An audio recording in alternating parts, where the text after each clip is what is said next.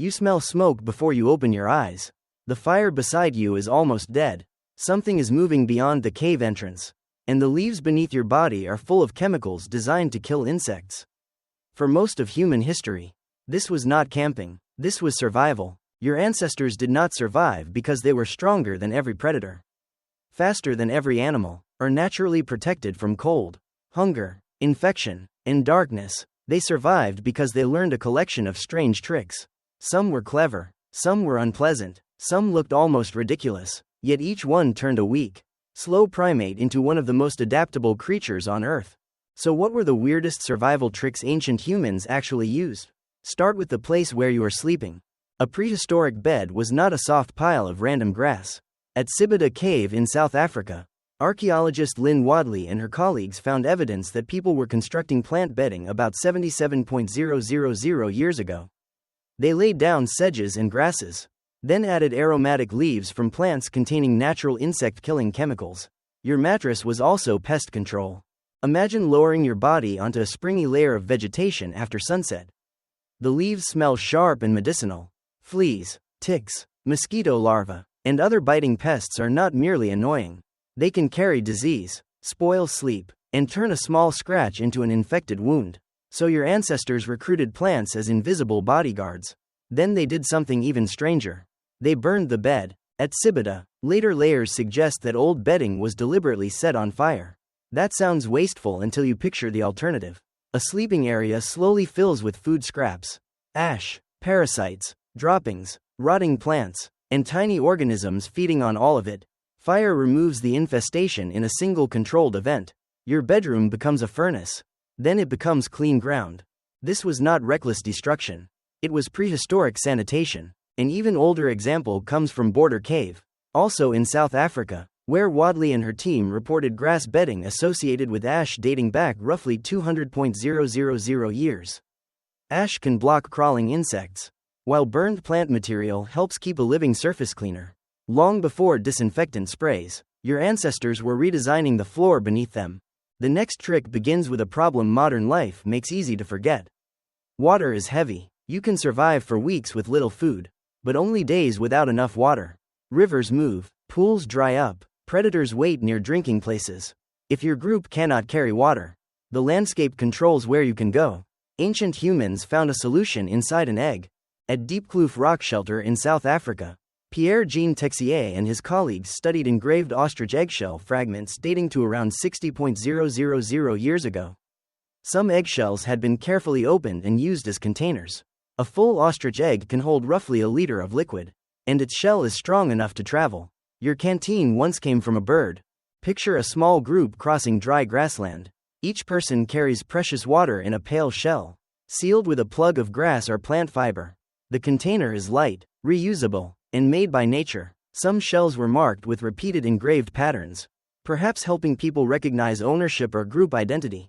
The decoration was not separate from survival.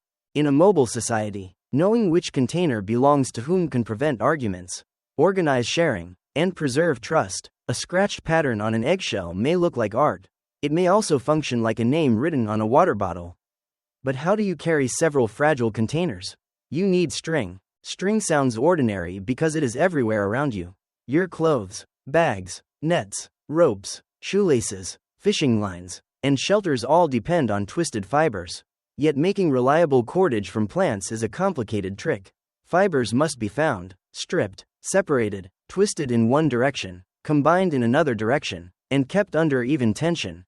At Abri du Marais in France, archaeologist Bruce Hardy and his colleagues found a tiny 3-ply cord fragment attached to a stone tool made by Neanderthals. It was produced from inner bark fibers, probably from a conifer tree, more than 40,000 years ago. The fragment was only a few millimeters long. Its implications were enormous. Once you can make string, you can tie a stone point to a wooden shaft. You can make a bag instead of carrying everything in your hands. You can create snares, fishing nets, sleeping mats, bindings, shelters, and perhaps simple clothing. A thin cord can multiply the usefulness of nearly every other object around you. The strangest part is that string disappears. Stone survives. Bones sometimes survives. Plant fiber rots. Archaeology therefore shows you a world filled with stone tools. Even though much of ancient technology was probably soft, woven, wooden, and perishable, the Stone Age may have been held together by string.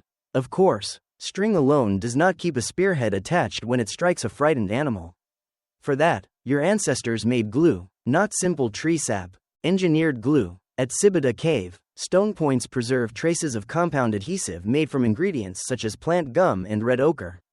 Ochre is an iron-rich earth pigment, but in this mixture it could also change the texture and performance of the adhesive. Wadley and her colleagues recreated similar glues experimentally and showed that producing a useful result required careful proportions and controlled heating. Too little heat, and the mixture stays weak. Too much heat, and it burns. Your ancestors were doing chemistry beside a fire. Picture someone crushing red mineral into powder, collecting sticky gum from a tree, blending the ingredients, and warming the mixture near glowing coals. The maker watches the surface, smells the smoke, tests the thickness, and removes it at the right moment. The final glue secures a sharp point to a shaft, transforming separate materials into a single weapon. This is called compound technology. That simply means several parts and processes must work together. A mistake in any step can ruin the entire tool. The stone must be shaped. The shaft must be prepared. The binding must hold. The adhesive must survive impact. A spear is not one invention. It is a chain of inventions. At Blombos Cave, Christopher Henshelwood and his team found an ochre processing workshop about 100,000 years old. Ancient people ground ochre, crushed bone, heated materials, and mixed a red compound inside abalone shells. The exact purpose of the mixture remains debated, but the toolkit shows planning, recipes, containers, and the ability to preserve useful material for later. Your ancestors did not simply find resources. They processed them. Then came another trick that sounds almost unfair. They made wood fly. At Schöningen in Germany, archaeologist Hartmut Thiem uncovered carefully shaped wooden hunting weapons in ancient lakeshore sediments. The collection includes long spears and throwing sticks from hundreds of thousands of years ago. These were not random branches sharpened in panic. They were selected, worked, balanced, and finished by skilled hands. A throwing stick extends your reach. It can strike small animals, flush birds, or confuse a herd. A spear allows several hunters to attack from different positions. Wood turns the human arm into a delivery system for force. But the real weapon is coordination. One hunter approaches from the side, another blocks an escape route, a third waits near mud or shallow water where hooves lose speed. The animal is faster than every person present, but the group changes the shape of the landscape. Your ancestors survived by making the prey solve an impossible puzzle. Wherever it turns, another human is waiting. That is why the old picture of a lone prehistoric hero is misleading. A single person with a wooden spear is vulnerable. A communicating group with a plan is dangerous. Fire made that planning easier. At Wonderwork Cave in South Africa, Francesco Berna, Michael Chazin, and their colleagues identified burned plant remains and bone deep inside the cave in sediments about 1 million years old. The microscopic evidence suggests that fire was being used inside the site rather than arriving through a natural wildfire. Fire gave warmth, it also gave time. Without artificial light, useful activity shrinks when the sun disappears. With fire, tools can be repaired after dark. Food can be shared, children can be watched, predators can be seen, plans can be discussed before the next hunt. Anthropologist Polly Wiesner later studied firelight conversations among Jew/Honski communities in southern Africa. Daytime talk often focused on practical tasks and immediate concerns. Firelight talk shifted toward stories, distant people, social bonds, and imaginative worlds. That pattern offers a clue. Stories may have been survival equipment. A story can tell you where water was found during the last drought. It can explain which animal becomes aggressive in a certain season. It can preserve the memory of a poisonous plant, a dangerous valley, or a neighboring group that cannot be trusted. It can teach without forcing every learner to make the deadly mistake personally. Your body stores calories. Your group stores knowledge. Firelight turns individual experience into shared memory. Then there is the trick hidden inside food. Ancient humans often smashed bones after the obvious meat was gone. To a modern viewer, a shattered leg bone can look like waste. To a hungry person, it is a locked container. Inside is marrow. Marrow is rich in fat, and fat is critical when lean meat dominates the diet. Eating too much protein without enough fat or carbohydrate can make the body ill. Even while food appears abundant, By breaking open long bones, your ancestors reached calories that teeth and claws alone could not easily access. They also crushed smaller bones and heated greasy fragments to release fat. Nothing valuable stayed locked away. The carcass became meat, organs, marrow, grease, hide, sinew, bone, and fuel. A tendon became binding, a shoulder blade became a tool, a hide became insulation, a bone became a needle, point, wedge, or container. This may be the least glamorous survival trick of all. Do not waste the ugly parts. Now reconstruct a single evening. You return to a rock shelter carrying a small amount of meat and an ostrich eggshell filled with water.